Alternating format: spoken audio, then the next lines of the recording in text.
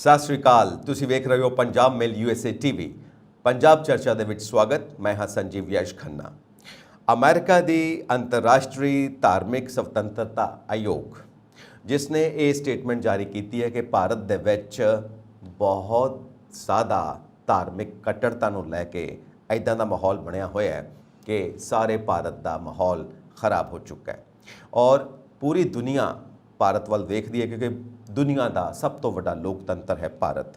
ਤਾਂ ਫਿਰ USCRF ਇਸ ਸੰਸਥਾ ਨੇ ਇਹ ਗੱਲ ਬੜੇ ਅੰਤਰਰਾਸ਼ਟਰੀ ਪੱਧਰ ਦੇ ਉੱਤੇ ਖੁੱਲ੍ਹ ਕੇ ਕਹੀ ਹੈ ਕਿ ਪਹਿਲਾਂ ਵੀ ਇੱਦਾਂ ਦੀਆਂ ਛਿਟਪੁਟ ਘਟਨਾਵਾਂ ਹੁੰਦੀਆਂ ਰਹੀਆਂ ਨੇ, ਪਰ ਹੁਣ ਤੇ ਮਾਮਲਾ ਬਹੁਤ ਜ਼ਿਆਦਾ ਅੱਗੇ ਵੱਧ ਗਿਆ ਜਿਨ੍ਹਾਂ ਨੇ ਸਾਨੂੰ ਅੰਦਰ ਤੱਕ ਝੰਜੋੜ ਕੇ ਰੱਖ ਦਿੱਤਾ ਹੈ। ਘੱਟ ਗਿਣਤੀਆਂ ਦੀ ਗੱਲ ਤਾਂ ਪਹਿਲਾਂ ਵੀ ਹੁੰਦੀ ਰਹੀ ਹੈ। ਫਰਾਂਸ ਦੇ ਵਿੱਚ ਵੀ ਪਾਰਲੀਮੈਂਟ ਦੇ ਵਿੱਚ ਵੀ ਇਹ ਖਬਰ ਚੁੱਕੀ ਗਈ ਔਰ ਇਸ ਦੇ ਉੱਤੇ ਚਰਚਾ ਹੋਈ ਕਿ ਮਨੀਪੁਰ ਦੇ ਵਿੱਚ ਜੋ ਹਾਲਾਤ ਬਣੇ ਹੋਏ ਨੇ। ਸੋ ਭਾਰਤ ਦੇ ਵਿੱਚ ਕੀ ਹਾਲਾਤ ਨੇ, ਅੰਤਰਰਾਸ਼ਟਰੀ ਮੀਡੀਆ ਕੀ ਕਹਿੰਦਾ ਹੈ, ਇਹ तमाम ਗੱਲਾਂ ਅਸੀਂ ਕਰਾਂਗੇ।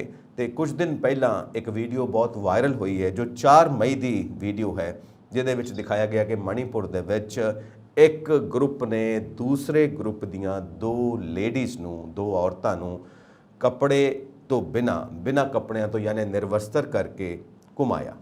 ਸੋ ਇਹ ਬਹੁਤ ਵੱਡੀ ਘਟਨਾ ਹੈ, ਮੰਦਭਾਗੀ ਘਟਨਾ ਹੈ, ਜਿੱਥੇ ਸਾਨੂੰ ਗੁਰੂ ਨਾਨਕ ਪਾਤਸ਼ਾਹ ਦਾ ਇਹ ਹੁਕਮ ਹੈ ਕਿ ਔਰਤ ਨੂੰ ਮੰਦਾ ਨਹੀਂ ਕਹਿਣਾ, ਕਿਉਂਕਿ ਵੱਡੇ ਵੱਡੇ ਭਗਤਾਂ ਨੂੰ, ਰਾਜਿਆਂ ਨੂੰ, ਪੀਰ ਪੈਗੰਬਰਾਂ ਨੂੰ, ਮਹਾਂਪੁਰਖਾਂ ਨੂੰ ਔਰਤ ਹੀ ਜਨਮ ਦਿੰਦੀ ਹੈ, ਮਾਂ ਨੂੰ ਮੰਦਾ ਨਹੀਂ ਕਹਿਣਾ। ਪਰ ਭਾਰਤ ਵਰਗੀ ਧਰਤੀ ਦੇ ਉੱਤੇ ਜੋ ਵਿਸ਼ਵ ਗੁਰੂ ਬਣਨ ਦੀ ਗੱਲ ਕਰਦੇ ਹਾਂ ਅਸੀਂ, ਔਰ ਸਾਡੀ ਧਰਤੀ ਦੇ ਉੱਤੇ ਅਜਿਹੇ ਕਾਰੇ ਹੁੰਦੇ ਪਏ ਨੇ ਔਰ ਉਹ ਵੀ 2 ਮਹੀਨੇ ਹੋ ਚੁੱਕੇ ਨੇ, ਹੁਣ ਜਾ ਕੇ ਗੱਲ ਬਾਹਰ ਆਈ ਹੈ। ਸੋ ਇਹ ਸਾਰੀ ਪ੍ਰਤੀਕਿਰਿਆ ਪਾਰਲੀਮੈਂਟ ਦੇ ਵਿੱਚ ਵੀ ਹੋ ਰਹੀ ਹੈ ਭਾਰਤ ਦੀ, ਜੋ ਹੁਣ ਨਵਾਂ ਮੌਨਸੂਨ ਸੈਸ਼ਨ ਚੱਲਦਾ ਪਿਆ ਕਿ ਇਹ ਸਭ ਕੀ ਹੋ ਰਿਹਾ ਹੈ ਭਾਰਤ ਦੇਸ਼ ਦੇ ਵਿੱਚ, ਜਿੱਥੋਂ ਅਸੀਂ ਪੂਰੀ ਦੁਨੀਆ ਨੂੰ ਸ਼ਾਂਤੀ ਦਾ ਸੰਦੇਸ਼ ਦਿੰਦੇ ਹਾਂ। ਮੇਰੇ ਨਾਲ ਸਟੂਡੀਓਜ਼ ਦੇ ਵਿੱਚ ਮੌਜੂਦ ਨੇ ਪੋਲੀਟੀਕਲ ਐਨਾਲਿਸਟ ਮਨਜੀਤ ਸਿੰਘ ਜੀ। ਮਨਜੀਤ ਜੀ, ਵੈਲਕਮ ਟੂ ਪੰਜਾਬ ਚਰਚਾ। ਬਹੁਤ ਬਹੁਤ ਧੰਨਵਾਦ ਜੀ ਜਸ ਖੰਨਾ ਜੀ। ਸੋ ਆਪਾਂ ਸ਼ੁਰੂਆਤ ਕਰਦੇ ਹਾਂ। ਜਿਹੜੀ ਇਹ ਵੀਡੀਓ ਸਾਹਮਣੇ ਆਈ ਹੈ ਔਰ 2 ਔਰਤਾਂ ਨੂੰ ਇਸ ਤਰ੍ਹਾਂ ਬੇਇੱਜ਼ਤ ਕੀਤਾ ਗਿਆ ਹੈ, ਮਨਜੀਤ ਜੀ। ਜਿਹੜੀ ਬੀਜੇਪੀ ਹੈ ਤੇ ਉਹਨਾਂ ਦੇ ਇਸ ਵੇਲੇ ਗੁਰੂ ਘੰਟਾਲ ਹੈਗੇ ਆ ਪ੍ਰਧਾਨ ਮੰਤਰੀ ਨਰਿੰਦਰ ਮੋਦੀ ਜੀ, ਇਹਨਾਂ ਬਾਰੇ ਦੁਨੀਆ ਨੂੰ ਕੋਈ ਭੁਲੇਖਾ ਨਹੀਂ ਸੀ, ਤੇ ਜੇ ਕਿਸੇ ਨੂੰ ਭੁਲੇਖਾ ਸੀ ਤੇ ਉਹ ਰਾਜਨੀਤਿਕ ਤੌਰ ਤੇ ਮਹਾਮੂਰਖ ਹੋਊਗਾ। ਜਦੋਂ 2002 ਦੇ ਵਿੱਚ ਵੱਡਾ ਗੋਧਰਾ ਕਾਂਡ ਕਰਕੇ ਇਹ ਲਗਾਤਾਰ ਗੁਜਰਾਤ ਦੇ ਵਿੱਚ ਚੀਫ ਮਿਨਿਸਟਰ ਬਣ ਕੇ ਬੈਠੇ ਰਹੇ ਤੇ ਉੱਥੋਂ ਸਿੱਧਾ ਹੀ ਛਾਲ ਮਾਰ ਕੇ ਦਿੱਲੀ ਦੀ ਪ੍ਰਧਾਨ ਮੰਤਰੀ ਦੀ ਕੁਰਸੀ ਤੇ ਆ ਬੈਠੇ, ਤਾਂ ਫਾਰਮੂਲਾ ਤੇ ਉਹੀ ਚੱਲ ਰਿਹਾ ਕਿ 20 ਸਾਲਾਂ 'ਚ ਦੁਨੀਆ ਦੀਆਂ ਅੱਖਾਂ ਨਹੀਂ ਖੁੱਲੀਆਂ। ਹਾਂ, ਅਮਰੀਕਾ ਦੀਆਂ ਅੱਖਾਂ ਉਦੋਂ ਖੁੱਲੀਆਂ ਸੀ ਤੇ ਅਮਰੀਕਾ ਨੇ ਇਸੇ ਹੀ ਨਰਿੰਦਰ ਮੋਦੀ ਹੁਣਾਂ ਦਾ ਵੀਜ਼ਾ ਬੰਦ ਕੀਤਾ ਹੋਇਆ ਸੀ। ਉਹ ਇਹਨਾਂ ਨੂੰ ਅਲਾਉ ਨਹੀਂ ਸੀ ਕਰਦੇ ਅਮਰੀਕਾ 'ਚ ਆਉਣ ਲਈ। ਤੇ ਹੁਣ ਆਪਣੇ ਲੋਭ ਨੂੰ, ਆਪਣੇ ਲਾਲਚ ਨੂੰ, ਜਦੋਂ ਚੀਨ ਚੜ੍ਹਦਾ ਆ ਰਿਹਾ ਤੇ ਰੂਸ ਉਹਦਾ ਸਾਥ ਨਾਲ ਖੜਾ ਆ, ਡਰ ਦੇ ਮਾਰੇ ਕਿ ਉਹਨਾਂ ਨੂੰ ਸਾਡੀ ਸਪੋਰਟ ਚਾਹੀਦੀ ਆ, ਤੇ ਘਰਾਂ 'ਚ ਬਲਾ ਡਿਨਰ ਕੀਤੇ ਜਾ ਰਹੇ ਆ।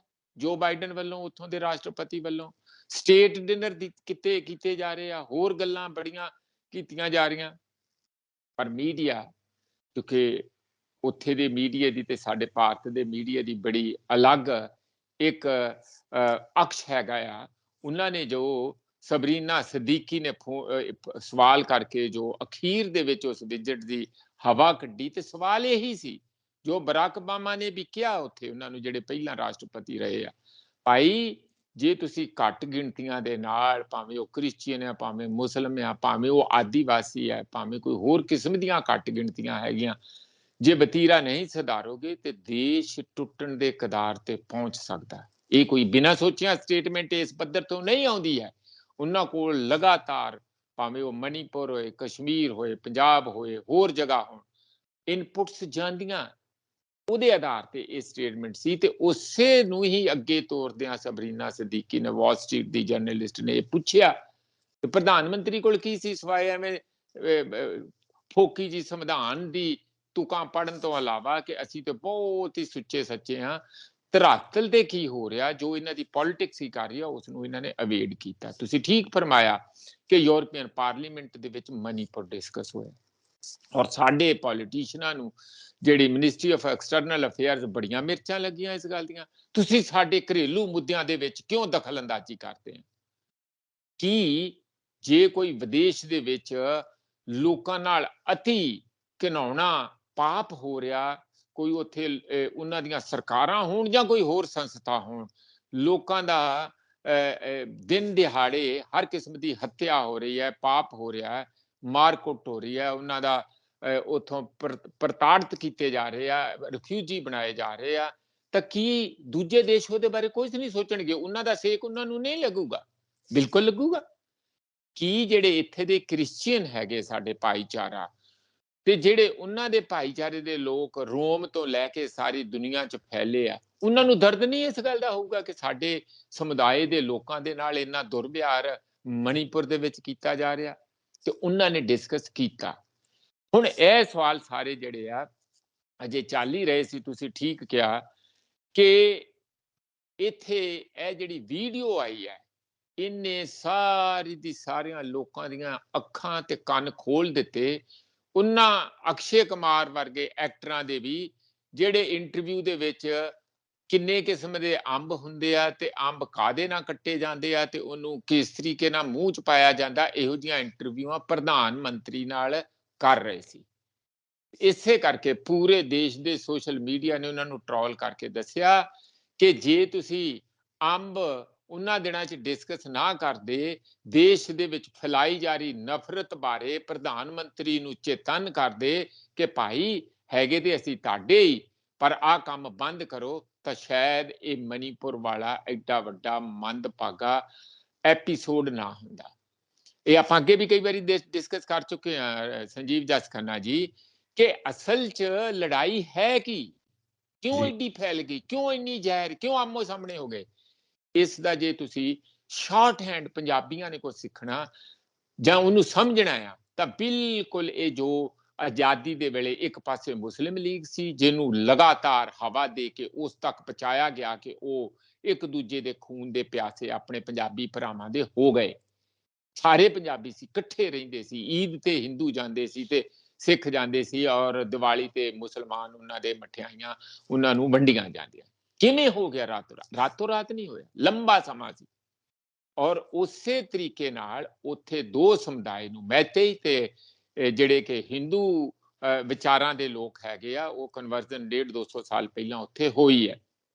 ਔਰ ਪਹਿਲਾਂ ਉਹ ਵੀ ਆਦੀਵਾਸੀਆਂ ਵਾਂਗੂ ਸੀਗੇ, ਪਰ ਜਿਹੜੇ ਦੂਸਰੇ ਹਿੱਲ ਦੇ ਉੱਤੇ ਉਹ ਕ੍ਰਿਸਚੀਅਨ ਹੈਗੇ ਆ, ਔਰ ਉਹ ਜਿਹੜੇ ਆਦੀਵਾਸੀ ਹੈਗੇ ਆ ਸਾਰੇ ਨਾਗਾ, ਕੁਕੀ, ਜ਼ੋਮੀ, ਹੋਰ ਕਈ ਕਿਸਮ ਦੇ ਉੱਥੇ ਛੋਟੇ ਮੋਟੇ ਹੈਗੇ, ਪਰ ਕੁਕੀ ਮੇਨ ਟਾਰਗੇਟ ਇਸ ਵੇਲੇ ਹੈਗੇ, ਜਿਹੜੇ ਕਿ ਬਾਈ ਐਂਡ ਲਾਰਜ ਕ੍ਰਿਸਚੀਅਨ ਹੈਗੇ। ਹੁਣ ਇੱਕ ਮੈਜੋਰਿਟੀ ਹੈ ਜਿਹੜੇ ਹਿੰਦੂ ਭਾਵਨਾਵਾਂ ਨੂੰ, ਹਿੰਦੂ ਧਰਮ ਨੂੰ ਮੰਨਦੇ ਹੈਗੇ ਆ, ਉਹ ਹੈਗੇ ਆ ਮੈਤੇਈ, ਜਿਹੜੇ 53% ਆ। ਦੂਜੇ ਪਾਸੇ 35% ਉੱਥੋਂ ਦੇ ਆਦੀਵਾਸੀ ਆ, ਤੇ ਜਿਨ੍ਹਾਂ ਚੋਂ ਕੁਝ ਹਿੱਸਾ ਵੱਡਾ ਜਿਹੜਾ ਉਹ ਕੁਕੀ ਦਾ ਵੀ ਹੈ। ਹੁਣ ਇਹ 10 MLA ਉਹਨਾਂ ਦੇ ਹੈਗੇ ਹੋਣ ਵਾਲੀ ਮਣੀਪੁਰ ਦੀ ਅਸੈਂਬਲੀ, ਜੇ ਤੋਂ 7 ਬੀਜੇਪੀ ਦੇ ਆ, ਤੇ ਸਾਰੇ ਦੇ ਸਾਰੇ ਬਾਗੀ ਹੋ ਕੇ ਕਹਿੰਦੇ ਅਸੀਂ ਇਹਨਾਂ ਦੇ ਨਾਲ, ਮੈਤੇਈ ਲੋਕਾਂ ਦੇ ਨਾਲ, ਇਸ ਸਰਕਾਰ ਦੇ ਨਾਲ ਨਹੀਂ ਰਹਿਣਾ, ਸਾਨੂੰ ਬੋਦੋਲੈਂਡ ਤੇ ਗੋਰਖਾਲੈਂਡ ਵਾਂਗੂ ਅਲੱਗ ਲੈਂਡ ਚਾਹੀਦੀ ਆ, ਸਾਡਾ ਇਹਨਾਂ ਤੇ ਹੁਣ ਕੋਈ ਭਰੋਸਾ ਨਹੀਂ ਰਿਹਾ। ਇਸ ਕਦਾਰ ਤੇ ਆਮੋ ਸਾਹਮਣੇ, ਜਿਸ ਤਰੀਕੇ ਨਾਲ ਬਿਲਕੁਲ ਪਾਕਿਸਤਾਨ ਵੇਲੇ ਅਸੀਂ ਆਮੋ ਸਾਹਮਣੇ ਹੋਏ ਸੀ ਤੇ ਵਿੱਚ ਕੰਡਿਆਂ ਦੀ ਤਾਰ ਨੇ ਸਦਾ ਲਈ ਸਾਨੂੰ ਅਲੱਗ ਕਰਤਾ, ਉਹ ਹਾਲਾਤ ਮਣੀਪੁਰ 'ਚ ਬਣੇ। ਜਦੋਂ ਲੋਕ ਇੱਕ ਦੂਜੇ ਦੇ ਖੂਨ ਦੇ ਪਿਆਸੇ ਹੋ ਜਾਣ, ਤਾਂ ਸਭ ਤੋਂ ਪਹਿਲਾਂ ਔਰਤਾਂ ਨੂੰ, ਬੱਚਿਆਂ ਨੂੰ ਉਸ ਵਿੱਚ ਵਿਕਟਿਮ ਬਣਾਇਆ ਜਾਂਦਾ, ਕਿਉਂਕਿ ਉਹ ਵਲਨਰੇਬਲ ਹੈ। ਔਰ ਉਸ ਬਰਾਦਰੀ ਨੂੰ ਆਤਮਿਕ ਤੌਰ ਤੇ, ਮਾਨਸਿਕ ਤੌਰ ਤੇ, ਸੱਭਿਆਚਾਰਕ ਤੌਰ ਤੇ, ਸਮਾਜਿਕ ਤੌਰ ਤੇ ਡਾਊਨ ਕਰਨ ਲਈ, ਉਹਨਾਂ ਨੂੰ ਨੀਚਾ ਦਿਖਾਲਣ ਲਈ ਜਾਂ ਉਹਨਾਂ ਨੂੰ ਕਮਜ਼ੋਰ ਦਿਖਾਲਣ ਲਈ ਔਰਤਾਂ ਨੂੰ ਟਾਰਗੇਟ ਉਦੋਂ ਵੀ ਕੀਤਾ ਸੀ। ਔਰਤਾਂ ਨੇ ਖੂਹਾਂ 'ਚ ਛਾਲਾਂ ਮਾਰੀਆਂ 47 ਦੇ ਵਿੱਚ, ਕਈਆਂ ਨੇ ਉਹਨਾਂ ਨੂੰ ਬੀਵੀਆਂ ਬਣਾ ਲਿਆ, ਕਈਆਂ ਨੇ ਧਰਮ ਕਨਵਰਜਨ ਹੋ ਗਈ, ਕੁਛ ਕਿਆ ਕੁਛ ਨਹੀਂ ਹੋਇਆ, ਰੇਪ, ਮਰਡਰ, ਸਾਰਾ ਕੁਝ ਹੋਇਆ। ਇਹੀ ਰੀਪਲੇ ਹੋ ਰਿਹਾ ਜਾਂ ਹੋਇਆ ਪਿਛਲੇ 2.5 ਮਹੀਨਿਆਂ 'ਚ ਮਣੀਪੁਰ। ਕੌਣ ਜ਼ਿੰਮੇਵਾਰ ਆ? ਇਹੀ ਲੋਕ ਜਿਹੜੇ ਪਿਛਲੇ 10 ਸਾਲਾਂ ਦੀ ਲੋਕਾਂ 'ਚ ਗੋਦਰਾ ਵਾਲੀ ਜਿਹੜੀ ਮਾਡਲ ਨੂੰ ਪੂਰੇ ਦੇਸ਼ ਦੇ ਵਿੱਚ ਪਹੁੰਚਾ ਰਹੇ ਆ। ਧਰੁਵੀਕਰਨ ਕਰਨਾ, ਘੱਟ ਗਿਣਤੀਆਂ ਨੂੰ ਟਾਰਗੇਟ ਕਰਨਾ, ਪ੍ਰਧਾਨ ਮੰਤਰੀ ਦਾ ਮੂੰਹ ਸੀਤਾ ਜਾਂਦਾ, ਟੁੱਟ ਜਾਂਦਾ। ਕਦੀ ਉਹ ਬੋਲਦੇ ਨਹੀਂ ਕਿ ਜਦੋਂ ਇਹਨਾਂ ਦੀ ਧਰਮ ਸੰਸਦ ਜਸ ਖੰਨਾ ਜੀ ਇਹ ਕਹਿੰਦੀ ਹੈ ਕਿ 10 ਲੱਖ ਮੁਸਲਮਾਨਾਂ ਨੂੰ ਕਤਲ ਕਰਨਾ ਪਊਗਾ, ਕਦੀ ਪ੍ਰਧਾਨ ਮੰਤਰੀ ਨੇ ਉਹਨਾਂ ਨੂੰ ਲੋਕਾਂ ਨੂੰ ਜੇਲ੍ਹ 'ਚ ਦਿੱਤਾ, ਕਦੀ ਉਹਨਾਂ ਤੇ ਨੈਸ਼ਨਲ ਜਿਹੜੇ ਸਖਤ ਕਾਨੂੰਨ ਹੈ ਨੈਸ਼ਨਲ ਪੱਧਰ ਦੇ ਉੱਤੇ UAPA ਜੋ ਪਾਏ ਜਾਂ ਹੋਰ ਹੈ NSA ਵੱਲੋਂ, ਉਹ ਕੋਈ ਲਾਇਆ ਗਿਆ ਉਹਨਾਂ ਦੇ ਉੱਤੇ। ਇਸ ਦੇਸ਼ ਦੇ ਅੰਦਰ ਗਾਂਧੀ ਜੀ ਦੇ ਜਨਮ ਦਿਨ ਦੇ ਉੱਤੇ ਉਹਨਾਂ ਨੂੰ ਗੋਲੀ ਮਾਰ ਕੇ ਦੱਸਿਆ ਜਾਂਦਾ ਆ ਕਿ ਕਿਵੇਂ ਉਹ ਭਾਵੇਂ ਰੰਗ ਆ ਤੇ ਖੂਨ, ਔਰ ਉਹ ਸਾਹਮਣੇ ਵੀਡੀਓ ਬਣਾ ਕੇ ਸਰਕੂਲੇਟ ਕੀਤੀ ਜਾਂਦੀ। ਕਦੀ ਉਹਨਾਂ ਨੇ ਉਹਨਾਂ ਨੂੰ ਹਿੰਦੂ ਮਹਾਸਭਾ ਜਾਂ ਕੱਟੜਪੰਥੀਆਂ ਨੂੰ ਜੇਲ੍ਹ 'ਚ ਦਿੱਤਾ। ਗਾਂ ਦੇ ਨਾਂ ਦੇ ਉੱਤੇ ਪਿਛਲੇ 10 ਸਾਲਾਂ ਦੇ ਵਿੱਚ ਕਿੰਨਿਆਂ ਲੋਕਾਂ ਨੂੰ ਲਿੰਚਿੰਗ, ਮੌਬ ਲਿੰਚਿੰਗ ਕੀਤੀ ਗਈ, ਬੇਦਰਦੀ ਨਾਲ ਲੋਕਾਂ ਨੂੰ ਮਾਰਿਆ ਗਿਆ। ਕਿਤੇ ਪ੍ਰਧਾਨ ਮੰਤਰੀ ਨੇ ਕਿਹਾ ਕਿ ਅਸੀਂ ਇਹਨਾਂ ਨੂੰ ਛੱਡਾਂਗੇ ਨਹੀਂ, ਜਿਸ ਨੇ ਵੀ ਅੱਗੇ ਨੇ ਕੀਤਾ ਅਸੀਂ ਉਹਨੂੰ ਫਾਂਸੀ ਦੀ ਸਜ਼ਾ ਦੇਵਾਂਗੇ ਕਿਉਂਕਿ ਤੁਸੀਂ ਕਤਲ ਕੀਤਾ ਹੈਗਾ, ਪਬਲਿਕਲੀ ਕਤਲ ਕੀਤਾ ਹੈ। ਕਦੀ ਬੋਲਦੇ ਨਹੀਂ, ਸਗੋਂ ਕਹਿੰਦੇ ਚੁੱਪ ਚਪੀਤੇ ਹੋਰ ਕਰੋ। ਤੁਹਾਨੂੰ ਪਤਾ ਹੁਣੇ ਸਟੇਟਮੈਂਟ ਜਿਹੜਾ ਸ਼ਰਮਾ ਹੈਗਾ ਚੀਫ ਮਿਨਿਸਟਰ ਅਸਾਮ ਦਾ, ਉਹਦੀ ਆਈ ਕਿਸ ਤਰ੍ਹਾਂ ਨਫ਼ਰਤ ਫੈਲਾਈ ਜਾ ਰਹੀ ਦੇਸ਼ ਦੇ ਵਿੱਚ। ਮੈਂ ਇਸੇ ਕਰਕੇ ਕਹਿਣਾ ਕਿ ਮਨੀਪੁਰ ਨੂੰ ਮਨੀਪੁਰ ਨਾ ਸਮਝੋ, ਜਿਹੜੀ ਮੈਂ ਗੱਲ ਕਰਨੀ ਚਾਹੁੰਦਾ ਆ। ਮਨੀਪੁਰ ਆਉਣ ਵਾਲੇ ਸਮੇਂ ਦੇ ਵਿੱਚ ਪੂਰੇ ਦੇਸ਼ ਦੀ ਰਾਜਨੀਤੀ ਨੂੰ ਤੈਅ ਕਰਦਾ ਤੇ ਇੱਕ ਤੁਹਾਨੂੰ ਗਲਿੰਪਸ ਦੇ ਰਿਹਾ, ਛੋਟੀ ਜੀ ਇੱਕ ਉਦਾਹਰਨ ਦੇ ਰਿਹਾ ਕਿ ਜੇ ਅੱਜ ਵੀ ਨਾ ਸਮਝੇ ਤਾਂ ਫੇਰ ਆਉਣ ਵਾਲੇ ਸਮੇਂ 'ਚ ਪੂਰਾ ਦੇਸ਼ ਮਣੀਪੁਰ ਵਾਂਗੂ ਜਲੂਗਾ, ਖੂਨ ਦੀਆਂ ਨਦੀਆਂ ਵਗਣਗੀਆਂ ਇੱਥੇ। ਕਿਉਂ? ਨਫ਼ਰਤ ਇੰਨੀ ਪੰਪ ਕਰਤੀ ਗਈ ਹੈ, ਨਫ਼ਰਤ ਨੂੰ ਇੰਨਾ ਬੜਾਵਾ, ਗੁੰਡਾਗਰਦੀ ਨੂੰ ਬੜਾਵਾ, ਜਿਹੜੇ ਸਮਾਜ ਦੇ ਅੰਦਰ ਇਹੋ ਜਿਹੇ ਅੰਸਰ ਪੈਦਾ ਕਰਤੇ ਗਏ ਆ ਕਿ ਜਿਨ੍ਹਾਂ ਦਾ ਜੀਵਨ ਹੀ ਦੂਜਿਆਂ ਨੂੰ ਗਾਲਾਂ ਕੱਢ ਕੇ ਚੱਲਦਾ, ਔਰ ਉਹਨਾਂ ਦਾ ਇਨਾਮ ਇਹ ਪੋਲੀਟੀਸ਼ੀਅਨ ਦਿੰਦੇ ਆ ਜਿਹੜੇ ਕੱਟੜਪੰਥੀ ਨੂੰ ਸ਼ੈਲਟਰ ਦੇ ਰਹੇ ਆ। ਉਹ ਇੱਕ ਵੱਡਾ ਸੈਕਸ਼ਨ ਪੈਦਾ ਹੋ ਚੁੱਕਾ।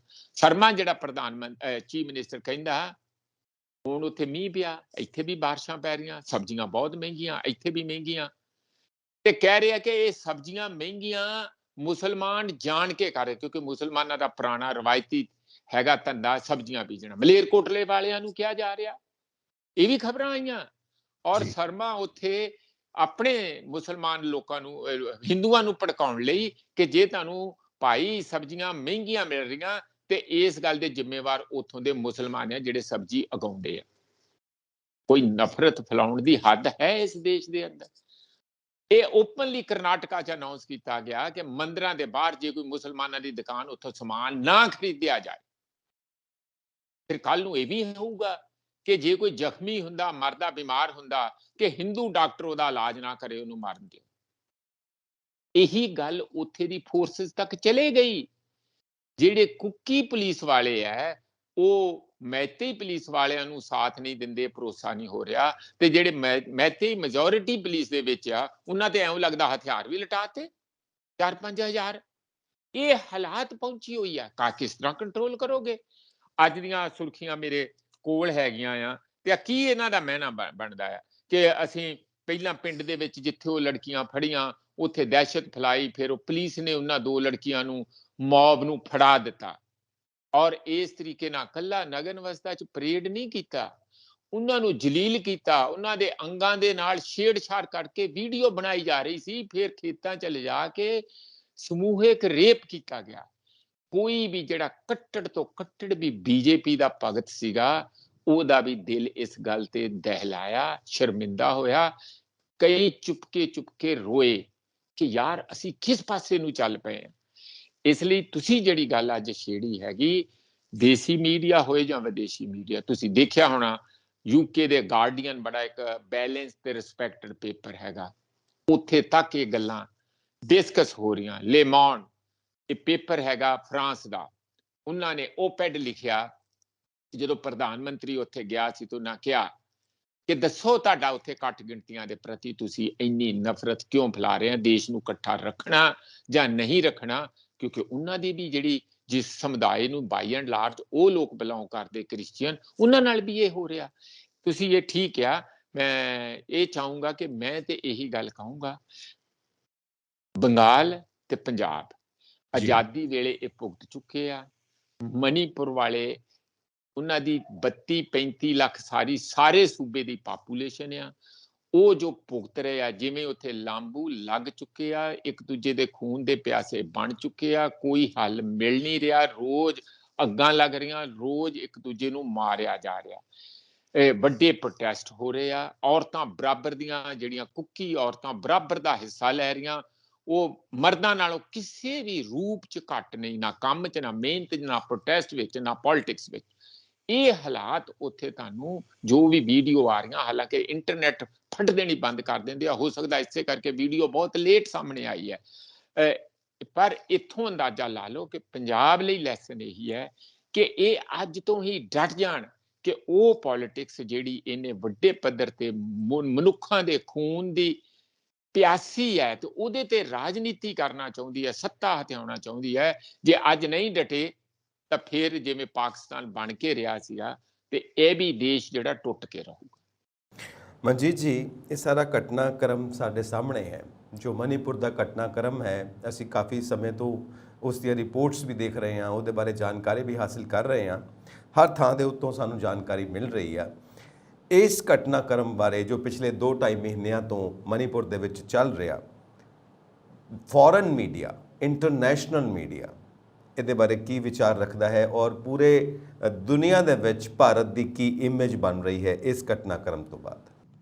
ਨਹੀਂ ਦੇਖੋ, ਉਹ ਤਾਂ ਬਹੁਤ ਦੇਰ ਤੱਕ ਕਹਿ ਰਹੇ ਆ। ਹਿਊਮਨ ਰਾਈਟਸ, ਜਿਹੜੇ UN ਦੇ ਹਿਊਮਨ ਰਾਈਟਸ ਦੇ ਜਿਹੜੇ ਡਿਪਾਰਟਮੈਂਟ ਹੈ, ਉਹ ਪੰਜਾਬ ਇਹਨੂੰ ਇੰਡੀਆ ਨੂੰ ਬਹੁਤ ਦੇਰ ਦਾ ਸੈਂਸਰ ਕਰ ਰਹੇ ਆ। ਇਹ ਮੰਨਦੇ ਨਹੀਂ, ਇਹ ਕਹਿੰਦੇ ਆ ਜੀ ਇਹ ਉਹਨਾਂ ਦੇ ਇਹ ਪੋਲਿਟਿਕਸ ਕਰ ਰਹੇ ਆ ਜੀ, ਸਾਡੇ ਦੇਸ਼ ਦੇ ਵਿੱਚ ਤੇ ਇਹੋ ਜਿਹੀ ਕੋਈ ਗੱਲ ਹੈ ਹੀ ਨਹੀਂ। ਇੱਥੇ ਤੇ ਸਾਰਾ ਜਿਸ ਤਰੀਕੇ ਨਾਲ ਪ੍ਰਧਾਨ ਮੰਤਰੀ ਸ਼ਰੇਆਮ ਹੀ ਵਾਈਟ ਹਾਊਸ ਦੇ ਵਿੱਚ ਝੂਠ ਬੋਲ ਕੇ ਆ ਗਏ, ਇਹੋ ਜਿਹੀ ਤੇ ਕੋਈ ਗੱਲ ਹੀ ਨਹੀਂ ਜਿਹੜੀ ਤੁਸੀਂ ਸਾਨੂੰ ਸਵਾਲ ਕਰ ਰਹੇ ਆ, ਕਿਉਂ ਸਾਡੇ ਦੇਸ਼ ਦਾ ਨਾਂ ਜਿਹੜਾ ਮਿਲਾਈਨ ਕਰ ਰਹੇ ਆ। ਇਹਨਾਂ ਦਾ ਤੇ ਮੈਂ ਨਾ ਮਾਨੂ ਵਾਲੀ ਗੱਲ ਆ ਨਾ। ਆਪਾਂ ਕਿਸ ਤਰ੍ਹਾਂ ਕਹੀਏ, ਜੋ ਧਰਾਤਲ ਤੇ ਹੋ ਰਿਹਾ ਤੇ ਜੋ ਇਹ ਉੱਪਰੋਂ ਪਰਦਾ ਪਾ ਕੇ ਗੱਲਾਂ ਕਰ ਰਹੇ ਆ ਪੋਲੀਟੀਸ਼ੀਅਨ, ਉਸ ਨੂੰ ਕਵਰ ਅਪ ਦੇ ਰਹੇ ਆ, ਇਹ ਦੋ ਗੱਲਾਂ ਦਾ ਬਹੁਤ ਫਰਕ ਆ। ਤੇ ਜਿਹੜਾ ਫੋਰਨ ਦਾ ਮੀਡੀਆ ਆ, ਉਹ ਤੇ ਦੇਖੋ, ਜਿੱਥੋਂ ਤੱਕ ਮੀਡੀਆ ਦਾ ਸਵਾਲ ਆ, ਉੱਥੇ ਵੀ ਕੋਈ ਸਾਰੀ ਨਾ ਪਬਲਿਕ ਨਾ ਉਹਨਾਂ ਦੀ ਪੋਲਿਟਿਕਸ ਯੂਨੀਫਾਰਮ ਨਹੀਂ ਆ, ਯੂਨੀਫਾਰਮ ਸਿਵਲ ਕੋਡ ਵਾਂਗੂ। ਉੱਥੇ ਵੀ ਵਿਰੋਧੀ ਪਾਰਟੀਆਂ, ਉੱਥੇ ਵੀ ਰੂਲਿੰਗ ਪਾਰਟੀਆਂ। ਹੁਣ ਜੋ ਬਾਈਡਨ ਉਹਨਾਂ ਨੇ ਆਪਣਾ ਮਾਲ ਵੇਚਣਾ ਸੀ, ਜਹਾਜ਼ਾਂ ਦੇ ਇੰਜਣ ਤੇ ਇਹ ਉਹ ਵੇਚਣਾ ਸੀ, ਉਹਨਾਂ ਦੀ ਆਪਣੀ ਇਕਨੋਮੀ ਦਾ ਬੜਾ ਸੰਕਟ ਆ, ਗਾਂ ਇਲੈਕਸ਼ਨ ਆਈ ਆ, ਉਹ ਆਪਣੇ ਲੋਕਾਂ ਨੂੰ ਦੱਸਣਾ ਚਾਹੁੰਦੇ ਆ ਕਿ ਮੈਂ ਤੁਹਾਨੂੰ ਇੰਨਾ ਮਾਲ ਤੁਹਾਡਾ ਵੇਚ ਦਿੱਤਾ, ਮੈਨੂੰ ਦੁਬਾਰਾ ਸੱਤਾ 'ਚ ਲੈ ਕੇ ਆਓ। ਉਹਨਾਂ ਤੇ ਇਸ ਕਰਕੇ ਇਹਨਾਂ ਨੂੰ ਬੁਲਾਇਆ, ਇਸ ਕਰਕੇ ਥੋੜੀ ਕੋਈ ਥਾਪੜਾ ਦੇ ਕੇ ਕਿ ਇਹਦੀ ਸੇਵਾ ਕਰਨ ਲਈ ਤੇ ਇਹਨਾਂ ਦਾ ਇਮੇਜ ਬੋਸਟਰ ਕਰਨ ਲਈ ਬੁਲਾਇਆ। ਇਸੇ ਕਰਕੇ ਮੀਡੀਆ ਨੇ ਉੱਥੇ, ਜਿਹੜਾ ਵੀ ਅਮਰੀਕਨ ਮੀਡੀਆ ਸੀ, ਭਾਵੇਂ ਸੋਸ਼ਲ ਜਾਂ ਭਾਵੇਂ ਦੂਜਾ, ਇਹਨਾਂ ਦੀ ਅਸਲੀ ਮਖੌਟਾ ਹਟਾ ਕੇ ਅਸਲੀ ਚਿਹਰਾ ਦਿਖਾਇਆ।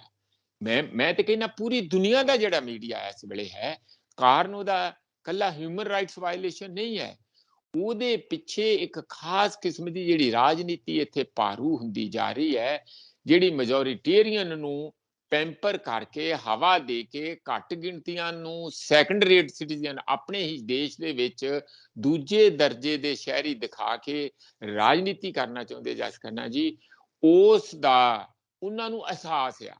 ਹੁਣ ਕਿਉਂਕਿ ਸਾਡੀਆਂ ਦੋ ਵੱਡੀਆਂ ਘੱਟ ਗਿਣਤੀਆਂ ਹੈਗੀਆਂ, ਮੁਸਲਮਾਨ ਤਕਰੀਬਨ 20 ਕਰੋੜ ਹੋਣਗੇ, ਕ੍ਰਿਸਚੀਅਨ ਇਸੇ ਤਰੀਕੇ ਨਾਲ ਕਾਫੀ ਵੱਡਾ ਨੰਬਰ ਹੈ ਸਾਰੇ ਦੇਸ਼ ਦੇ, ਖਾਸ ਕਰਕੇ ਗਰੀਬਾਂ 'ਚ, ਆਦੀਵਾਸੀਆਂ 'ਚ ਉਹਨਾਂ ਦਾ ਕਾਫੀ ਵੱਡਾ ਨੰਬਰ ਹੈ, ਕੇਰਲਾ ਤੋਂ ਲੈ ਕੇ ਨਾਰਥ ਈਸਟ, ਈਵਨ ਪੰਜਾਬ 'ਚ ਵੀ ਇੱਕ ਨੰਬਰ ਹੈਗਾ। ਤਾਂ ਤੀਜੀ ਘੱਟ ਗਿਣਤੀ, ਜਿਹਨੂੰ ਕਿ ਉਹ ਘੱਟ ਗਿਣਤੀ ਆਪਣਾ ਹੀ ਹਿੱਸਾ ਸਮਝਦੇ, ਉਹ ਸਿੱਖ ਵੀ ਹੈਗੇ ਆ, ਹੋਰ ਹੈਗੇ ਆ, ਬੋਧੀ ਹੈਗੇ, ਸਾਰੇ ਹੈਗੇ। ਮੇਰਾ ਇਹ ਕਹਿਣਾ ਕਿ ਜੇ ਤੁਸੀਂ ਇਹ ਜਿਹੜੇ 20% ਬਣਦੀਆਂ ਘੱਟ ਗਿਣਤੀਆਂ ਤੇ 80% ਇਹ ਸੋਚਦੇ ਆ ਕਿ ਅਸੀਂ ਇਹਨਾਂ ਨੂੰ ਕੁੱਟ ਕੇ ਉਹਨਾਂ ਨੂੰ ਇਕੱਠੇ ਕਰ ਲਾਂਗੇ ਤੇ ਆਪਣੀ ਸੱਤਾ ਦੇ ਉੱਤੇ ਮਜ਼ਬੂਤੀ ਕਰ ਲਾਂਗੇ, ਇਹ ਵੀ ਸਪਲਿਟ ਹੈਗੇ, ਇਹ ਵੀ ਇੱਕ ਡ੍ਰੀਮ ਹੈਗਾ, ਇਹ ਵੀ ਇੱਕ ਅੰਬੀਸ਼ਨ ਪਾਲ ਰਹੇ ਆ, ਖੁਆਇਸ਼ ਪਾਲ ਰਹੇ ਆ, ਸੁਪਨਾ ਲੈ ਰਹੇ ਆ ਕਿ ਜਿਹੜੇ 26 ਪਾਰਟੀਆਂ ਬੈਂਗਲੁਰੂ 'ਚ ਇਕੱਠੀਆਂ ਹੋਈਆਂ, ਉਹ ਹਿੰਦੂ ਨੇ, ਇੱਕ ਭਗਵੰਤ ਮਾਨ ਨੂੰ ਛੱਡ ਕੇ। ਉਹ ਕੀ ਕਹਿ ਰਹੇ ਆ?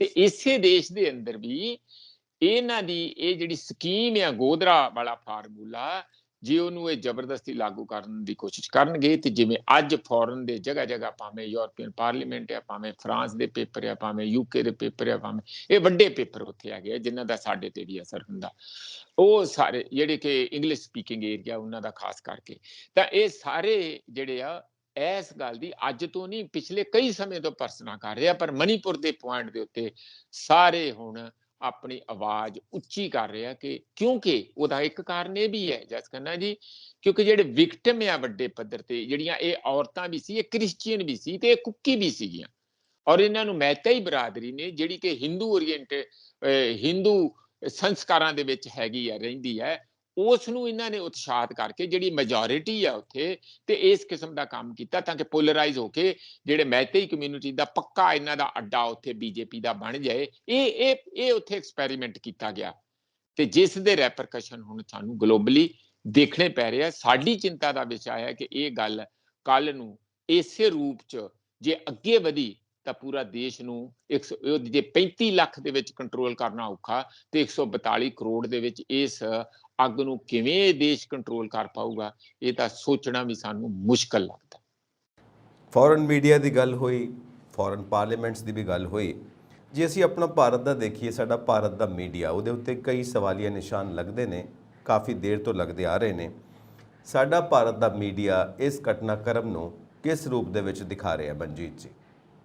ਸੰਜੀਵ ਜੀ, ਇਸ ਤਰ੍ਹਾਂ ਹੈਗਾ ਆ, ਜਿੰਨਾ ਮਰਜ਼ੀ ਤੁਸੀਂ ਕਰੋ, ਤੁਸੀਂ ਜਿੰਨੇ ਮਰਜ਼ੀ ਗੋਦੀ ਮੀਡੀਆ ਹੋ ਜਾਓ, ਇਹ ਤੇ ਹੋ ਸਕਦਾ ਕਿ ਤੁਸੀਂ ਛੋਟੀ ਤੋਂ ਛੋਟੀ ਗੱਲ ਵੀ ਪ੍ਰਧਾਨ ਮੰਤਰੀ ਦੀ ਜ਼ਰੂਰ ਦਿਖਾਓਗੇ, ਪਰ ਤੁਸੀਂ ਐਡੀਆਂ ਵੱਡੀਆਂ ਮੰਦਭਾਗੀ ਘਟਨਾਵਾਂ ਨੂੰ ਭਾਵੇਂ ਉਹ ਸਰਕਾਰੀ ਮੀਡੀਆ ਹੋਵੇ ਭਾਵੇਂ ਕਿਸੇ ਕਿਸਮ ਦਾ ਮੀਡੀਆ ਹੋਵੇ, ਉਹ ਦਿਖਾਇਆ ਬਗੈਰ ਨਹੀਂ ਰਹਿ ਸਕਦਾ। ਉਹਨਾਂ ਦੀਆਂ ਗੱਲਾਂ ਇਸ ਕਿਸਮ ਦੀਆਂ ਸੰਜੀਵ ਜੀ ਜ਼ਰੂਰ ਹੋ ਸਕਦੀਆਂ। ਦੇਖੋ ਜੀ, ਇਹ ਤੇ ਹੁੰਦਾ ਹੀ ਰਿਹਾ, ਇਹ ਕੋਈ ਨਵੀਂ ਗੱਲ ਨਹੀਂ। ਮੈਂ ਬੀਜੇਪੀ ਦੇ ਬੰਦਿਆਂ ਦੇ ਇਹੋ ਜਿਹੇ ਜਵਾਬ ਸੀ, ਉੱਥੇ ਤੇ ਜੀ ਇਹ ਬਹੁਤ ਕੁਝ ਹੁੰਦਾ। ਮੈਂ ਕਿਹਾ ਤੁਹਾਨੂੰ ਯਾਦ ਹੈ ਇੱਕ ਵਾਰੀ ਮਣੀਪੁਰ ਦੀਆਂ ਉਹ ਔਰਤਾਂ ਸੀਗੀਆਂ ਜਿਨ੍ਹਾਂ ਦੇ ਉੱਤੇ ਇਹਨਾਂ ਨੇ ਸਪੈਸ਼ਲ ਫੋਰਸਿਸ ਐਕਟ ਲਾਉਂਦੇ ਆ ਨਾ, ਉੱਥੇ ਮਣੀਪੁਰ ਚ ਵੀ ਲੱਗਾ ਸੀ, ਇੱਥੇ ਵੀ ਲੱਗਾ, ਜੰਮੂ ਕਸ਼ਮੀਰ ਚ ਵੀ ਲੱਗਾ ਸੀਗਾ, ਜਿਹਦੇ ਵਿੱਚ ਆਰਮੀ ਨੂੰ ਤੇ ਪੈਰਾਮਿਲਟਰੀ ਫੋਰਸਿਸ ਨੂੰ ਕਿਸੇ ਨੂੰ ਵੀ ਕੁੱਟਣ ਮਾਰਨ ਫੜਨ ਅਰੈਸਟ ਕਰਨ ਦੇ ਵਿੱਚ ਬਹੁਤ ਜ਼ਿਆਦਾ ਖੁੱਲੇ ਅਧਿਕਾਰ ਸੀ। ਤੇ ਆਰਮੀ ਵਰਗੇ ਜਾਂ ਪੈਰਾਮਿਲਟਰੀ ਫੋਰਸਿਸ ਨੇ ਰੇਪ ਕਰਨੇ ਮਣੀਪੁਰ ਲੋਕਾਂ ਦੇ ਸ਼ੁਰੂ ਕਰਤੇ ਸੀ ਤੇ 5-6 ਔਰਤਾਂ ਬਿਲਕੁਲ ਕੱਪੜੇ ਉਤਾਰ ਕੇ ਉਹਨਾਂ ਨੇ ਆਪਣੇ ਮੀਡੀਆ ਸਾਹਮਣੇ ਆ ਕੇ ਕਿਹਾ ਸੀਗਾ, ਕਿੰਨੀ ਜੁਰਤ ਹੋਊਗੀ ਉਹਨਾਂ ਔਰਤਾਂ ਦੀ, ਉਹ ਐਵੇਂ ਨਹੀਂ ਦੱਬਣ ਵਾਲੇ ਹੈਗੇ ਆ। ਉਹਨਾਂ ਕਿਹਾ ਸੀ ਕਮ ਐਂਡ ਰੇਪ ਅਸ। ਕੀ ਰਿਹਾ ਸੀ ਇਹਨਾਂ ਦੇ ਪੱਲੇ? ਬਹੁਤ ਸਾਲ ਪਹਿਲਾਂ ਦੀ ਗੱਲ ਹੈ, ਮੈਂ ਉਹਦੀ ਡੇਟ ਵੀ ਕਿਤੇ ਕੱਢ ਲੂੰ, 10-15 ਸਾਲ ਪਹਿਲਾਂ ਦੀ ਗੱਲ ਹੋਊਗੀ। ਇਸ ਲਈ ਇਹ ਕੋਈ ਨਵੀਂ ਗੱਲ ਵਾਕਿਆ ਇਹ ਉੱਥੇ ਤੇ ਨਹੀਂ ਹੈ, ਪਰ ਜਿਸ ਪੱਧਰ ਤੇ ਪੂਰੇ ਉਹ ਤੇ ਪਹਿਲਾਂ ਆਰਮੀ ਜਾਂ ਉਹਨਾਂ ਫੋਰਸਸ ਵੱਲੋਂ ਕੀਤਾ ਜਾਂਦਾ, ਪਰ ਜੇ ਹੁਣ ਤੁਸੀਂ ਪੋਲਿਟਿਕਸ ਨੂੰ ਇਸ ਦਾ ਆਧਾਰ ਬਣਾ ਲਓਗੇ ਕਿ ਅਸੀਂ ਕਿਸੇ ਕਮਿਊਨਿਟੀ ਨੂੰ ਘੱਟ ਗਿਣਤੀ ਨੂੰ ਟਾਰਗੇਟ ਕਰਕੇ ਅਸੀਂ ਇੱਕ ਰਾਜਨੀਤਿਕ ਪੱਕਾ ਖੇਮਾ ਉੱਥੇ ਮੱਲਣਾ, ਜਿਵੇਂ ਗੁਜਰਾਤ ਦੇ ਵਿੱਚ ਮੱਲ ਲਿਆ ਪੱਕਾ ਹੀ ਹਿੰਦੂਆਂ ਨੂੰ, ਮੈਜੋਰਿਟੀ ਨੂੰ ਜ਼ਿਆਦਾਤਰ ਬੀਜੇਪੀ ਉਹਨਾਂ ਨੂੰ ਕੇਟਰ ਕਰਦੀ ਆ, ਹਰ ਕਿਸਮ ਦਾ ਉਹ ਕਰਦੀ ਹੈ, ਤਾਂ ਇਹ ਇੱਕ ਬੜੀ ਮੰਦਭਾਗੀ ਤੇ ਬੜੀ ਖਤਰਨਾਕ ਪੋਲਿਟਿਕਸ ਹੈਗੀ। ਤੁਸੀਂ ਕਹਿੰਦੇ ਇੱਥੇ ਦੇ ਮੀਡੀਆ ਦੇਖੋ, ਸੋਸ਼ਲ ਮੀਡੀਆ ਦੂਸਰਾ ਮੀਡੀਆ। ਸੋਸ਼ਲ ਮੀਡੀਆ ਕਾਹਦਾ ਸੋਸ਼ਲ ਮੀਡੀਆ? ਉਹਨਾਂ ਨੂੰ ਜ਼ਿਆਦਾ ਵੱਡੇ ਪੱਧਰ ਤੇ ਇਹੀ ਲੋਕ ਖਰੀਦ ਕੇ ਦੂਜੇ ਮੀਡੀਆ ਵਾਂਗੂ ਵਰਤ ਰਹੇ ਆ, ਬੜੇ ਬੰਦੇ ਭਰਤੀ ਕੀਤੇ ਆ, ਪੈਸੇ ਦਿੰਦੇ ਆ, ਉਹ ਆਪਣੀਆਂ ਪੁੱਠੀਆਂ ਸਿੱਧੀਆਂ ਖਬਰਾਂ ਜਿਹੜੀਆਂ ਫੈਲਾਉਂਦੇ ਆ। ਪਰ ਕਾਊਂਟਰ ਪੋਲੀਟੀਕਲ ਜਿਹੜਾ ਡਿਸਕੋਰਸ ਹੈਗਾ ਉਹਨਾਂ ਦੇ ਵਿੱਚ ਉਹ ਭਾਵੇਂ ਜਿੰਨਾ ਮਰਜ਼ੀ ਕਮਜ਼ੋਰ ਹੋਵੇ, ਉਹ ਵੀ ਸੋਸ਼ਲ ਮੀਡੀਆ ਤੇ ਸਾਰਾ ਕੁਝ ਕਿਵੇਂ ਮੀਮ ਬਣਾ ਕੇ ਜਾਂ ਹੋਰ ਕੈਰੀਕੇਚਰਿੰਗ ਕਰਕੇ ਸਾਰਾ ਇਸ ਗੱਲ ਦਾ ਜਵਾਬ ਦਿੱਤਾ ਜਾ ਰਿਹਾ। ਮੈਂ ਤੇ ਉਹ ਮੀਡੀਆ ਵੀ ਦੇਖਿਆ ਹੁਣ ਇਹਨਾਂ ਦਿਨਾਂ 'ਚ 3-4 'ਚ ਜਿਹੜਾ ਬਿਲਕੁਲ ਹੀ ਸਰਕਾਰੀ ਸੀ, ਪਰ ਇਸ ਗੱਲ ਦੇ ਉੱਤੇ ਇੰਨਾ ਦਿਲ ਦਹਿਲਾ ਦਿੱਤਾ ਕਿ ਉਹਨਾਂ ਦੇ ਕਈ ਜਰਨਲਿਸਟ ਜਾਨੀ ਰੋਣ ਹਾਕੇ ਹੋਏ ਸੀ ਵੀ ਇਹ ਤੇ ਸਾਨੂੰ ਮਨਜ਼ੂਰ ਨਹੀਂ ਹੈ। ਕਿਉਂਕਿ ਇੱਕ ਅੰਦਰ ਤੁਹਾਡੇ ਜਿੰਨੇ ਮਰਜ਼ੀ ਤੁਸੀਂ ਵਿਕੇ ਹੋਏ ਚਮਚੇ ਜੇ ਉਹ ਹੋ, ਇੱਕ ਆਤਮਾ ਵੀ ਤੇ ਹੁੰਦੀ ਹੈ, ਇੱਕ ਇਨਸਾਨੀਅਤ ਵੀ ਹੁੰਦੀ ਹੈ, ਇੱਕ ਔਰਤ ਦਾ ਦਿਲ ਔਰਤ ਲਈ, ਉਹ ਖੁਦ ਉਹਨੂੰ ਇਸ ਗੱਲ ਦੀ ਆਪਣੀ ਫਿਊਚਰ ਦਾ ਭਵਿੱਖ ਦਾ ਸ਼ੀਸ਼ਾ ਦੇਖਦਾ ਕਿ ਕੱਲ ਨੂੰ ਯਾਰ ਸਾਡੇ ਨਾਲ ਵੀ ਇੰਜ ਹੋ ਸਕਦਾ, ਇੱਥੇ ਜੇ ਸਾਡੇ ਨਾਲ ਹੋਇਆ ਤੇ ਕੀ ਹੋਊਗਾ। ਇਹ ਇੱਕ ਇਸ ਲਈ ਜਿਵੇਂ ਹੜ੍ਹ ਦਾ ਪਾਣੀ ਫਿਰ ਸਾਰੇ ਬੰਨੇ ਤੋੜ ਦਿੰਦਾ, ਇਹਨਾਂ ਦਾ ਜਿਹੜਾ ਰੋਕਿਆ ਆ ਖਰੀਦਿਆ ਹੋਇਆ ਮੀਡੀਆ ਵੀ ਇਹਨਾਂ ਦਿਨਾਂ 'ਚ ਮੈਂ ਦੇਖਿਆ ਕਿ ਜਿੰਨਾ ਮਰਜ਼ੀ ਪਰਦੇ ਪਾਏ ਉਹ ਵੀ ਰੋਕ ਨਹੀਂ ਸਕੇ ਇਸ ਖਬਰ ਨੂੰ। ਇਸੇ ਕਰਕੇ ਅੱਜ ਹੁਣ ਪਾਰਲੀਮੈਂਟ 'ਚ ਕੀ ਹੋਇਆ, ਅੱਜ ਤੀਜਾ ਦਿਨ ਆ, ਮੈਂ ਹੁਣ ਦੇਖਦਾ ਹਾਂ 11 ਵਜੇ ਖੁੱਲੂਗੀ, ਕਿੱਦਾਂ ਹੁੰਦਾ ਕਿੱਦਾਂ ਨਹੀਂ ਆ, ਖੁੱਲਦੀ ਆ ਕਿ ਨਹੀਂ ਖੁੱਲਦੀ। 2 ਦਿਨ ਹੋਏ ਆ, ਕਿਸ ਗੱਲ ਤੇ ਬਹਿਸ ਕੁਛ ਨਹੀਂ ਹੋਈ ਹੈ। ਉਹ ਕਹਿੰਦੇ ਪ੍ਰਧਾਨ ਮੰਤਰੀ ਸਟੇਟਮੈਂਟ ਦੇ। ਪ੍ਰਧਾਨ ਮੰਤਰੀ ਪਤਾ ਨਹੀਂ ਕਿੱਥੇ ਲੁਕਿਆ ਫਿਰਦਾ ਆ ਕਿ ਪ੍ਰਧਾਨ ਮੰਤਰੀ ਨੂੰ ਐਡੇ ਜਿਹੜੀ ਗਲੋਬਲ ਪੂਰੀ ਦੁਨੀਆ ਦੇ ਵਿੱਚ ਚੀਜ਼ ਸਾਡੀ ਥੂ ਥੂ ਹੋ ਰਹੀ ਹੈ, ਪ੍ਰਧਾਨ ਮੰਤਰੀ ਵੱਲੋਂ ਬਾਹਰ ਇੰਨੀ ਕੁ ਗੱਲ ਇਹ ਕਹਿ ਦੇਣੀ, ਪਹਿਲੀ ਵਾਰੀ ਮੂੰਹ ਖੋਲਿਆ, ਪਹਿਲੀ ਵਾਰੀ ਇੰਨਿਆਂ ਮਹੀਨਿਆਂ ਤੋਂ ਲਗਾਤਾਰ ਅਸੀਂ ਸਾਰੇ ਆਪੋਜੀਸ਼ਨ ਸਾਰੀ ਕਹਿ ਰਹੇ ਸੀ ਪ੍ਰਧਾਨ ਮੰਤਰੀ ਜੀ ਆਪਣੀ ਸਟੇਟਮੈਂਟ ਦਿਓ, ਪ੍ਰਧਾਨ ਮੰਤਰੀ ਜੀ ਮੂੰਹ ਖੋਲੋ। ਜਿਵੇਂ ਅਸੀਂ ਮੌਬ ਲਿੰਚਿੰਗ ਤੇ ਵੀ ਬਾਰ-ਬਾਰ ਕਹਿੰਦੇ ਕਿ ਪ੍ਰਧਾਨ ਮੰਤਰੀ ਜੀ ਤੁਸੀਂ ਘੱਟ ਗਿਣਤੀਆਂ ਦੇ ਹੱਕ 'ਚ ਖੜੇ ਹੋ ਕੇ ਦੱਸੋ ਕਿ ਇਹ ਸਾਡੀ ਪੋਲਿਟਿਕਸ ਨਹੀਂ ਹੈ, ਕੁਝ ਗੁੰਡੇ ਲੋਕ ਆ ਜਿਹੜੇ ਇਸ ਤਰੀਕੇ ਨਾਲ ਕਰ ਰਹੇ। ਕਦੀ ਨਹੀਂ ਕਰਦੇ। ਇਹਦਾ ਮਤਲਬ ਉਹਨਾਂ ਨੂੰ ਸ਼ਹਿ ਦਿੰਦੇ। ਮਣੀਪੁਰ ਤੇ ਕੋਈ ਸਟੇਟਮੈਂਟ ਨਹੀਂ ਦਿੱਤੀ ਤੇ ਦਿੱਤੀ ਕੀ हमें इस मंदभागी घटना ने शर्मसार कर दिया है, पूरे देश को शर्मसार कर। ये तरीका है गल करना। शर्मसार नहीं तो होर तुसीं खुश होना सी इस गल ते। कौन तुहाडे ते विश्वास करूगा कि तुसीं शर्मिंदे आ ਜਾਂ ਸ਼ਰਮਸਾਰ ਹੈਗੇ ਆ? ਤੁਹਾਨੂੰ ਸਾਫ਼-ਸਾਫ਼ ਕਹਿਣਾ ਚਾਹੀਦਾ ਸੀਗਾ ਕਿ ਮੈਂ ਚੀਫ ਮਿਨਿਸਟਰ ਨੂੰ ਬੁਲਾ ਲਿਆ, ਡੀਜੀਪੀ ਨੂੰ ਮੈਂ ਹੁਣੇ ਸਸਪੈਂਡ ਕਰਦਾ, ਉਹਨੂੰ ਮੈਂ ਬਰਖਾਸਤ ਕਰਦਾ, ਉਹਦੇ ਤੇ ਇਨਕੁਆਇਰੀ ਬਿਠਾ ਦਿੰਨਾ ਆ। ਇਹ ਕਿਉਂ ਹੋਇਆ ਉੱਥੇ? ਕਿਵੇਂ ਹਥਿਆਰ ਲੁੱਟੇ ਗਏ? ਕਿਵੇਂ ਇੱਥੇ ਇਹ ਸਾਰਾ ਕੁਝ ਹੋਇਆ? ਤੇ ਇੰਨੀ ਦੇਰ ਤੱਕ ਸੈਂਟਰ ਤੋਂ ਬਚਾ ਕੇ ਰੱਖਿਆ ਗਿਆ। ਇਹ 4 ਦਿਨ ਉੱਥੇ ਕੀ ਲੈਣ ਗਿਆ ਸੀਗਾ? 4 ਦਿਨ ਉੱਥੇ ਮੀਟਿੰਗਾਂ ਕਰਕੇ ਆਇਆ। ਅਮਿਤ ਸ਼ਾਹ ਕਹਿਣ ਗਿਆ ਸੀਗਾ ਕਿ ਹੋਰ ਚੰਗੇ ਤਰੀਕੇ ਨਾਲ ਇਸ ਸਟ੍ਰੈਟਜੀ ਨੂੰ ਅੱਗੇ ਵਧਾਓ। ਕਿਉਂ ਨਹੀਂ ਉਦੋਂ ਬਾਅਦ ਇਹ ਬੰਦ ਹੋਇਆ? ਮਈ ਦੇ ਵਿੱਚ 4 ਦਿਨ ਲਾ ਕੇ ਆਇਆ। ਇਹਦਾ ਮਤਲਬ ਕਿ ਕਿਸੇ ਨਾ ਕਿਸੇ ਤਰੀਕੇ ਨਾਲ ਹੋਣ ਵਾਲੀ ਪੋਲਿਟਿਕਸ ਦੀ ਇੱਕ ਖਾਸ ਮੈਜੋਰਿਟੀ ਧੜੇ ਨੂੰ ਸ਼ਹਿ ਹੈਗੀ ਆ ਕਿ ਇਸ ਨੂੰ ਆਪਾਂ ਇਸ ਤਰੀਕੇ ਨਾਲ ਸਟ੍ਰੈਟੇਜਾਈਜ਼ ਕਰਨਾ ਕਿ ਉਹਨਾਂ ਲੋਕਾਂ ਨੂੰ ਕਾਰਨਰ ਕਰਨਾ। ਇਹੀ ਕਾਰਨ ਆ ਕਿ ਉਹਨਾਂ ਨੂੰ ਜੋ ਕੁੱਕੀਆਂ ਨੂੰ ਜਾਂ ਉਹ ਜਿਹੜੇ ਆਦੀਵਾਸੀ ਕ੍ਰਿਸਚੀਅਨ ਹੈ ਸਮਝ ਪੈ ਗਈ ਹੈ ਕਿ ਅਸੀਂ ਇਹਨਾਂ ਦੇ ਨਾਲ ਰਹਿ ਕੇ ਕਦੀ ਵੀ ਕੰਫਰਟੇਬਲ ਨਹੀਂ ਰਹਿ ਸਕਦੇ, ਸਾਨੂੰ ਆਟੋਨਮਸ ਕੀਤਾ ਜਾਏ, ਅਸੀਂ ਆਪਣੀ ਲੈਂਡ ਕੁੱਕੀ ਲੈਂਡ ਅਲੱਗ ਬਣਾਵਾਂਗੇ। ਇਹ ਹਾਲਤ ਬਣੀ ਹੈ। ਇਸ ਲਈ ਇਹ ਬਿਨਾਂ ਸਪੋਰਟ ਹੁਣ ਵੀ ਉਹ ਕਹਿ ਰਹੇ ਆ, ਵਿਰੋਧੀ ਪਾਰਟੀਆਂ ਬਾਰ-ਬਾਰ ਇਸ ਕਰਕੇ ਸੈਸ਼ਨ ਨਹੀਂ ਚੱਲ ਰਿਹਾ ਪਾਰਲੀਮੈਂਟ ਦਾ। ਉਹ ਕਹਿ ਰਹੇ ਕਿ ਪ੍ਰਧਾਨ ਮੰਤਰੀ ਪਾਰਲੀਮੈਂਟ ਦੇ ਅੰਦਰ ਆ ਕੇ ਆਪਣਾ ਸਟੇਟਮੈਂਟ ਦੇਣ ਕਿ ਉੱਥੇ ਕੀ ਹੋ ਰਿਹਾ ਤੇ ਉਹ ਕੀ ਕਰਨਗੇ। ਡਰੇ ਹੋਏ ਆ ਥੱਲੇ, ਜਾਨੀ ਹੋਰ ਨਿੱਕੀ ਜੀ ਗੱਲ ਤੇ ਬਾਹਾਂ ਫੈਲਾ ਕੇ ਪੂਰੀ ਦੁਨੀਆ 'ਚ ਗੱਲਾਂ ਕਰਦੇ ਪ੍ਰਧਾਨ ਮੰਤਰੀ। ਐਡੀ ਵੱਡੀ ਜਿਹੜੀ ਸਾਰੀ ਦੁਨੀਆ ਚਰਚਾ ਕਰ ਰਹੀ ਆ, ਦੁਨੀਆ ਦੀ ਯੂਰਪੀਅਨ ਪਾਰਲੀਮੈਂਟ ਚਰਚਾ ਕਰ ਰਹੀ, ਇੰਡੀਅਨ ਪਾਰਲੀਮੈਂਟ ਦੇ ਪ੍ਰਧਾਨ ਮੰਤਰੀ ਉਹਦੇ ਤੇ ਚਰਚਾ ਕਰਨ ਤੋਂ ਛੁਪੇ ਹੋਏ ਆ, ਮੂੰਹ ਛੁਪਾ ਰਹੇ ਆ। ਇਹ ਕਿਹੋ ਜਿਹਾ ਨਿਜ਼ਾਮ ਹੈ? ਕਿਹੋ ਜਿਹੀ ਦੁਨੀਆ ਦੀ ਸਭ ਤੋਂ ਵੱਡੀ ਡੈਮੋਕ੍ਰੇਸੀ ਹੈ ਜਿਹਦਾ ਪੂਰੇ ਦੇਸ਼ 'ਚ ਜਾ ਕੇ ਢੰਡੋਰਾ ਪਿੱਟਦੇ ਫਿਰਦੇ ਆ ਨਰਿੰਦਰ ਮੋਦੀ। ਇਸ ਲਈ ਇਹ ਆਪਣੇ ਸਾਰਿਆਂ ਨੂੰ, ਵੀਰਾਂ ਨੂੰ, ਭੈਣਾਂ ਨੂੰ ਜਿਹੜੇ ਸੁਣਦੇ ਆ ਸਾਨੂੰ, ਜੇ ਉਹ ਸੁਣ ਕੇ ਤੇ ਫਿਰ ਆਪਣੇ ਕੰਮਾਂ 'ਚ ਮਗਨ ਹੋ ਜਾਣਾ, ਫਿਰ ਕੱਲ ਨੂੰ ਨਾ ਸਾਨੂੰ ਕਿਉਂ। ਕੱਲਾ ਸੁਣ ਕੇ ਸਮਝ ਕੇ ਉੱਥੇ ਤੱਕ ਨਾ ਰਹੋ, ਸਾਨੂੰ ਸੋਚ ਕੇ ਸਮਝ ਕੇ ਆਪਣੇ ਐਕਸ਼ਨ ਮੋਡ 'ਚ ਆਉਣਾ ਪਊਗਾ। ਤਾਂ ਹੀ ਜੇ ਹੱਕ ਸੱਚ ਨੂੰ ਸਮਝ ਲਿਆ ਪਰ ਉੱਤੇ ਕੀਤਾ ਕੁਛ ਨਾ, ਅਮਲ ਨਾ ਕੀਤਾ, ਉਸ ਨੂੰ ਬਚਾਉਣ ਲਈ, ਸੱਚ ਦੀ ਆਵਾਜ਼ ਨੂੰ ਬਚਾਉਣ ਲਈ ਕੀਤਾ ਕੁਛ ਨਾ, ਆਪਾਂ ਵੀਡੀਓ ਹੀ ਬਣਾਉਂਦੇ ਰਹਿ ਗਏ ਜਾਂ ਗੱਲਾਂ ਹੀ ਕਰਦੇ ਰਹਿ ਗਏ, ਤਾਂ ਇਹ ਜਿਹੜਾ ਇੱਕ ਨਵੇਂ ਕਿਸਮ ਦੀ ਹਨੇਰੀ ਨੂੰ ਚੜਾਇਆ ਜਾ ਰਿਹਾ ਆ, ਜਿਹੜੀ ਨਫ਼ਰਤੀ ਹਨੇਰੀ ਨੂੰ ਚੜਾਇਆ ਜਾ ਰਿਹਾ, ਉਹਨੂੰ ਰੋਕਣਾ ਔਖਾ ਹੋਊਗਾ। ਆਪਾਂ ਨੂੰ ਸਾਰਿਆਂ ਨੂੰ ਐਕਸ਼ਨ ਮੋਡ ਦੇ ਵਿੱਚ ਵੀ ਸੁਣਨ ਤੋਂ ਬਾਅਦ ਆਉਣਾ ਚਾਹੀਦਾ। ਇੱਕ ਲਾਸਟ ਪੁਆਇੰਟ ਹੈ ਮਨਜੀਤ ਜੀ, ਚਰਚਾ ਇਹ ਵੀ ਬਣੀ ਹੋਈ ਹੈ ਕਿ ਜੋ ਕੁਦਰਤੀ ਖਜ਼ਾਨੇ ਨੇ ਮਣੀਪੁਰ ਦੀ ਧਰਤੀ ਦੇ ਵਿੱਚ ਛੁਪੇ ਹੋਏ, ਉੱਥੇ ਸਦੀਆਂ ਤੋਂ ਆਦੀਵਾਸੀ ਲੋਕ ਰਹਿੰਦੇ ਆ ਰਹੇ ਨੇ, ਉਹ ਖਜ਼ਾਨੇ ਕਾਰਪੋਰੇਟਸ ਨੂੰ ਚਾਹੀਦੇ ਨੇ। ਇਸ ਕਰਕੇ ਉਹ ਜੰਗਲ, ਉਹ ਇਲਾਕਾ ਖਾਲੀ ਹੋਣਾ ਚਾਹੀਦਾ ਜਿੱਥੇ ਆਦੀਵਾਸੀ ਸਦੀਆਂ ਤੋਂ ਰਹਿੰਦੇ ਆ ਰਹੇ ਨੇ, ਪਰ ਉਹ ਆਦੀਵਾਸੀ ਆਪਣਾ ਉਹ ਏਰੀਆ, ਉਹ ਸਥਾਨ ਛੱਡਣ ਨੂੰ ਤਿਆਰ ਨਹੀਂ। ਇਸ ਕਰਕੇ ਇਹ ਇੱਕ ਰਸਤਾ ਹੈ ਜਿਸ ਦੇ ਰਾਹੀਂ ਉਹ ਜੰਗਲ ਛੱਡ ਕੇ ਚਲੇ ਜਾਣ ਤੇ ਇਹ ਸਾਰਾ ਖਜ਼ਾਨਾ ਕਾਰਪੋਰੇਟਸ ਦੇ ਕਬਜ਼ੇ ਦੇ ਵਿੱਚ ਆ ਜਾਵੇ। ਇਹ ਵੀ ਇੱਕ ਚਰਚਾ ਚੱਲਦੀ ਪਈ ਹੈ। ਇਹ ਹੋ ਸਕਦਾ ਹੈ। ਮੈਂ ਸੱਚੀ ਗੱਲ ਤੁਹਾਨੂੰ ਕਹਿਣਾ ਆ ਕਿ ਮੈਨੂੰ ਨਿੱਜੀ ਤੌਰ ਤੇ ਇਹ ਅੰਦਾਜ਼ਾ ਨਹੀਂ ਕਿ ਉੱਥੇ ਕਿਹੜੇ ਮਿਨਰਲਸ ਹੈਗੇ ਆ। ਹਾਂ, ਮੇਘਾਲਿਆ ਦੇ ਵਿੱਚ ਕੋਲ ਮਾਈਨਸ ਜ਼ਰੂਰ ਹੈਗੀਆਂ, ਮੇਘਾਲਿਆ 'ਚ, ਉਹ ਵੀ ਆਦੀਵਾਸੀਆਂ ਕੋਲ ਹੈ। ਜੇ ਤੁਸੀਂ ਇਸ ਨੂੰ ਜਨਰਲ ਸਟੇਟਮੈਂਟ ਸਮਝਦੇ ਆ, ਕੱਲਾ ਇਹ ਮਣੀਪੁਰ ਤੱਕ ਲਿਮਟਿਡ ਨਹੀਂ ਕਹਿੰਦੇ, ਤੇ ਇਹ ਠੀਕ ਹੈ। ਪਰ ਜਿਸ ਇਲਾਕੇ 'ਚ ਇਹ ਲੋਕ ਜਿਨ੍ਹਾਂ ਨੂੰ ਹੁਣ ਟਾਰਗੇਟ ਕੀਤਾ ਗਿਆ, ਕੁੱਕੀ, ਜ਼ੋਮੀ ਜਾਂ ਹੋਰ ਸਾਰੇ, ਉੱਥੇ ਕੋਈ ਮਿਨਰਲਸ ਹੈਗੇ ਆ ਜਾਂ ਬਹੁਤ ਵੱਡੇ ਇਹੋ ਜਿਹੇ ਨੈਚੁਰਲ ਰਿਸੋਰਸਿਸ ਹੈਗੇ ਜਿੱਥੇ ਕਾਰਪੋਰੇਟ ਕਬਜ਼ਾ ਕਰਨਾ ਚਾਹੁੰਦੇ ਆ, ਮੇਰੀ ਘੱਟੋ ਘੱਟ ਇਹ ਨੌਲੇਜ ਉਸ ਏਰੀਏ 'ਚ ਨਹੀਂ। ਤੁਹਾਨੂੰ ਮੈਂ ਦੱਸ ਦਿਆਂ, ਮਣੀਪੁਰ ਤੱਕ ਪਹੁੰਚਣਾ ਬਹੁਤ ਔਖਾ।